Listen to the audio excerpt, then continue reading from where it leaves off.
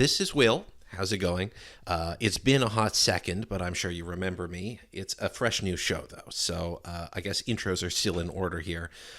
If you are a video gamer, if you are a gaming type of guy, I was big into the scene for Brink. The scene's too big. There's not really any fertile ground. You sort of inevitably get edged out of the whole market for Brink content. So I made a switch and I started talking about film. I did a big extended podcast about the Kung Fu legend Bruce Lee.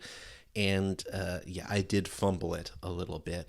I mean, you got to try and get guests on your show, right? And I figured, well, you got to go for the big dog. So I said, hey guys, Twitter followers, let's get Bruce Lee himself on the pod. Fans, give this post gas. Let's do it. Come on. So I was given some constructive feedback for that. And I figured, yeah, that's on me. That's my bad. I'm sorry, everybody. I ought to apologize. Let's get his son Brandon on here and we can clear everything up. And so I got a lot of feedback for that as well. The main thing, I guess, was that people didn't really like that the podcast had all these ads and sponsors. But if you saw how much money Equigesic was paying me, I mean, they were doing this whole new product line. They had a new formula. They were just showering people in money. And I mean, I took it. You can probably find an episode somewhere online.